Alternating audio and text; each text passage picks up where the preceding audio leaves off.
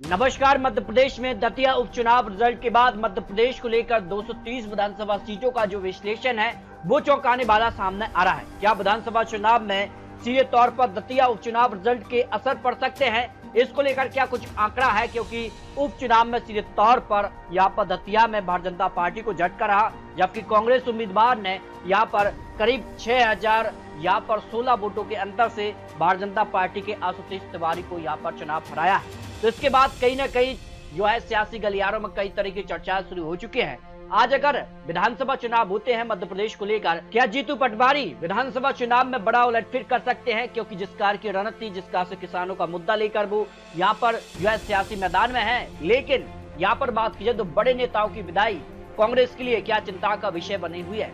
कांग्रेस से बात की जाए तो कमलनाथ और दिग्विजय सिंह अब ना तो राज्यसभा सदस्य और ना ही पूर्व सीएम कमलनाथ अब प्रदेश अध्यक्ष हैं, क्योंकि जीतू पटवारी के हाथ में मध्य प्रदेश की कमान है। तो इसके दम पर क्या कुछ आंकड़ा बन सकता है? क्या भारतीय जनता पार्टी लाडली बहना योजना के दम पर एक बार फिर से बड़ी जीत हासिल करेगी? क्योंकि 2023 में भारतीय जनता पार्टी को जो फायदा और जो एक बड़ी जीत मिली थी उसके पीछे का बड़ा कारण था लाडली बहना योजना, जो कि वर्तमान में यहाँ पर जारी है। उसका सीधा पैसा महिलाओं को दिया जा रहा है। 163 सीटें भारतीय जनता पार्टी को मिली, कांग्रेस को 66 सीटें। और यहाँ पर बात की जाए तो इस बार जिस कार की, लेकिन विधानसभा चुनाव आज होते हैं तो क्या कुछ आंकड़ा बन सकता है? उपचुनाव का सीधे तौर पर कितना असर मध्य प्रदेश में इस वक्त नजर आ रहा है? शुरुआत करते हैं मध्य प्रदेश को लेकर इंदौर की 9 विधानसभा सीटों में, जब भारतीय जनता पार्टी को 6 सीटें तो कांग्रेस के खाते में 3 विधानसभा सीटें जाने की संभावना ओपिनियन पोल में लगाई जा रही है। जबकि बात की जाए धार को लेकर 7 सीटों में, या भारतीय जनता पार्टी को 3 सीटें, कांग्रेस खाते में 4 विधानसभा सीटें जाने की संभावना दिखाई दे रही है। झाबुआ के 3 सीटों में भारतीय जनता पार्टी को 1 सीट और कांग्रेस खाते में अब 2 सीटें मिलने की संभावना दिखाई दे रही है।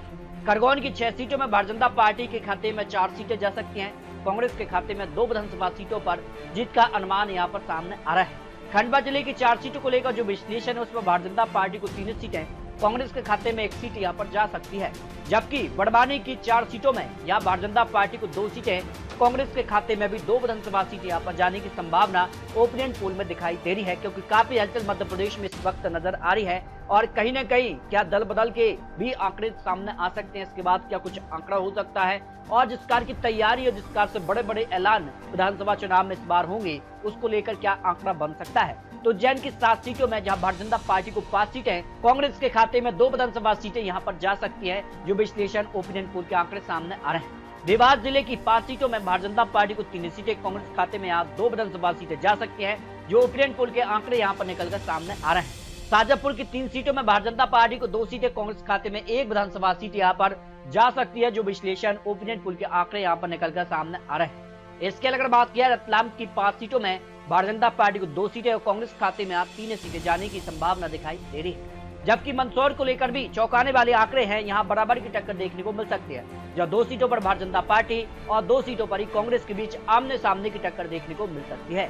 नीमच जिले की 3 सीटों में भारतीय जनता पार्टी को 2 सीटें और कांग्रेस खाते में 1 सीट यहाँ पर जा सकती है, जो ओपिनियन पोल के आंकड़े सामने आ रहे हैं। वहीं भोपाल की 7 सीटों में भारतीय जनता पार्टी को 4 सीटें, कांग्रेस खाते में 3 सीटों का विश्लेषण निकलकर सामने आ रहा है। सीहोर जिले की 4 सीटों में भारतीय जनता पार्टी को 3 सीटें जा सकती हैं, कांग्रेस खाते में 1 सीट यहाँ पर जाने की संभावना ओपिनियन पोल में दिखाई दे रही है। रायसेन जिले की 4 सीटों में भारतीय जनता पार्टी को 2 सीटें, 2 सीटों पर ही कांग्रेस के बीच आमने सामने की टक्कर देखने को मिल सकती है। जबकि राजगढ़ की 5 सीटों में भारतीय जनता पार्टी को 2 सीटें, कांग्रेस यहाँ 3 सीटों पर बाजी मार सकती है। विदिशा जिले की 5 सीटों में भारतीय जनता पार्टी यहाँ 3 सीट तो कांग्रेस खाते में 2 सीटों पर कांग्रेस की जीत की संभावना ओपिनियन पोल में लगाई जा रही है। ग्वालियर जिले की 6 सीटों में बात की जाए तो भारतीय जनता पार्टी को 2 सीटें और कांग्रेस यहाँ 4 सीटों पर इस बार बाजी मार सकती है, जो बड़ी खबर सामने आ रही है। गुना जिले की 4 सीटों में भारतीय जनता पार्टी को 2 सीटें और 2 सीटों पर ही कांग्रेस के बीच आमने सामने की टक्कर देखने को मिल सकती है। अशोकनगर की 3 सीटों में 1 सीट पर भारतीय जनता पार्टी और कांग्रेस यहाँ 2 सीटों पर बाजी मार सकती है।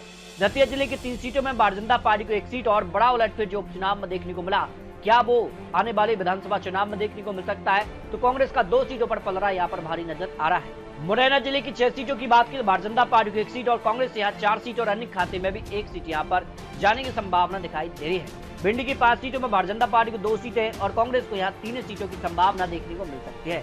जबलपुर की 8 सीटों में भारतीय जनता पार्टी को 5 सीटें और कांग्रेस खाते में यहाँ 3 सीटों पर जीत की संभावना दिखाई दे रही है। सिवनी जिले की 4 सीटों में भारतीय जनता पार्टी को 2 सीटें, 2 सीटों पर ही कांग्रेस के बीच आमने सामने की टक्कर देखने को मिल सकती है। बालाघाट की 6 सीटों की बात की तो भारतीय जनता पार्टी को 2 सीटें हैं और कांग्रेस खाते में यहाँ 4 सीटों की संभावना ओपिनियन पोल में नजर आ रही है। मंडला जिले की 3 सीटों में भारतीय जनता पार्टी को 0 सीट, जबकि कांग्रेस खाते में 2 सीटें और 1 सीट अन्य के खाते में जाने की संभावना दिखाई दे रही है। नरसिंहपुर की 4 सीटों में भारतीय जनता पार्टी को 3 सीटें, 1 सीट कांग्रेस खाते में जा सकती है, जो ओपिनियन पोल के आंकड़े मध्य प्रदेश को लेकर सामने आ रहे हैं। कटनी जिले की 4 सीटों में भारतीय जनता पार्टी को 3 सीटें, कांग्रेस खाते में 1 सीट यहां पर जा सकती है, जबकि सागर जिले की 8 सीटों में भारतीय जनता पार्टी 5 सीटों पर कमल खिला सकती है, कांग्रेस खाते में 3 सीटें यहां पर जा सकती हैं। टीकमगढ़ की 3 सीटों में भारतीय जनता पार्टी को 1 सीट, कांग्रेस को यहां 2 सीटें मिलने की संभावना दिखाई दे रही है। छतरपुर की 6 सीटों में भारतीय जनता पार्टी को 4 सीटें और कांग्रेस को यहाँ 2 सीटों पर जीत की संभावना ओपिनियन पोल में दिखाई दे रही है। दमोह की 4 सीटों में भारतीय जनता पार्टी 3 सीटें और कांग्रेस खाते में केवल 1 सीट पर जीत की संभावना नजर आ रही है। पन्ना जिले की 3 सीटों में भारतीय जनता पार्टी यहाँ 2 सीटों पर जीत हासिल कर सकती है, कांग्रेस को यहाँ पर 1 सीट यहाँ पर मिल सकती है, जबकि रीवा की 8 सीटों में भारतीय जनता पार्टी को 4 सीटें, 3 सीटों पर कांग्रेस और 1 सीट पर अन्य पार्टी यहाँ पर बाजी मार सकती है। सतना की 7 सीटों में भारतीय जनता पार्टी को 4 सीटें मिल सकती है, तो वही कांग्रेस का खाता 3 सीटों पर यहाँ पर खुल सकता है। सीधे जिले की 3 सीटों में भारतीय जनता पार्टी को सीधे तौर पर 2 सीटें मिल सकती हैं, जबकि कांग्रेस को यहाँ पर 1 सीट पर जीत की संभावना नजर आ रही है। सिंगरौली की 3 सीटों में भारतीय जनता पार्टी को 2 सीटें और 1 सीट यहाँ कांग्रेस खाते में जा सकती है, जो ओपिनियन पोल के आंकड़े सामने आ रहे हैं। शहडोल की 3 सीटों में भारतीय जनता पार्टी को 1 सीट और कांग्रेस को यहाँ 2 सीटें मिल सकती है, जबकि बात की जाए तो यहाँ पर उमरिया जिले की 2 सीटों में दोनों सीटों पर कांग्रेस यहाँ पर जीत हासिल कर सकती है। नर्मदापुरम की 4 सीटों में भारतीय जनता पार्टी को 3 सीटें, 1 सीट कांग्रेस खाते में यहाँ पर जा सकती है, और हरदा की 2 सीटों में भारतीय जनता पार्टी को 1 सीट और 1 सीट पर कांग्रेस के बीच आमने सामने की टक्कर देखने को मिल सकती है।